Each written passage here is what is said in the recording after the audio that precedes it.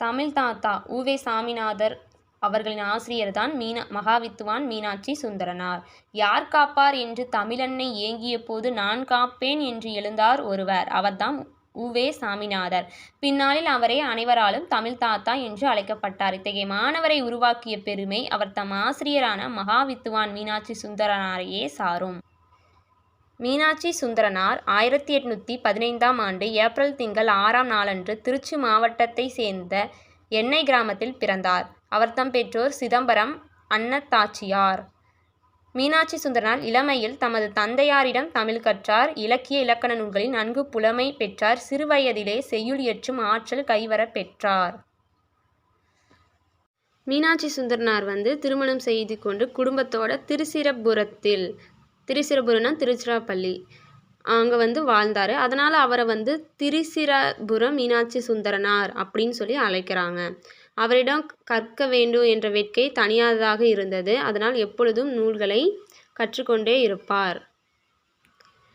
அவர் நிறைய மாணவர்களுக்கு கல்வி சொல்லிக் கொடுத்துருக்குறாங்க. அதில் குலாம் காதர் நாவலர், சவரி ராயலு, தியாகராசர், சாமிநாதர் ஆகியோர் அவர்கள் குறிப்பிடத்தக்க மாணவர்கள்.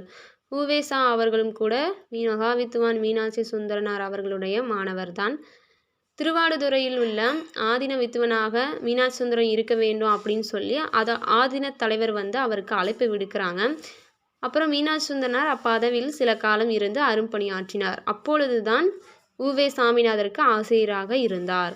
மகாவித்துவான் மீனாட்சி சுந்தரனார் 80க்கு மேற்பட்ட நூல்களை இயற்றியிருக்காங்க. தலபுராணங்களும் இயற்றியிருக்காங்க.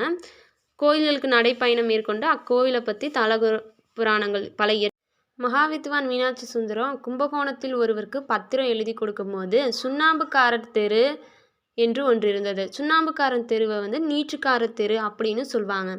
ஆனால் மகாவித்துவான் மீனாட்சி சுந்தரனார் 2 பேருமே வேண்டாம், 3வது தெரு அப்படின்னு போட சொன்னார். 3வது தெருனா சுண்ணாம்புக்காரன் தெருக்கு அர்த்தம் வேறு பெயர்கள் அப்படி சொன்னார். அதுக்கு என்ன அர்த்தம்னா வெற்றிலை, பாக்கு, சுண்ணாம்பு அப்படின்னு வரிசையாக தான் சொல்லுவோம். சுண்ணாம்பை 3வதாக தான் சொல்லுவோம். அதனால சுண்ணாம்புக்காரன் தெருக்கு 3வது தெரு அப்படிங்கிற பேரை சொல்லி போட சொன்னார்.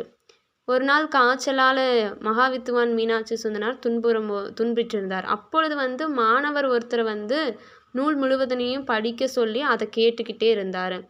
அப்போ மாணவர் உடல்நிலை சரியில்லாத பொழுது ஓய்வெடுத்தால் நல்லது அப்படின்னு சொல்கிறாரு. அதுக்கு மகாவித்துவான் மீனாட்சி சுந்தரனார் நோய்க்கு மருந்து இலக்கியம் அப்படின்னு சொல்கிறாரு.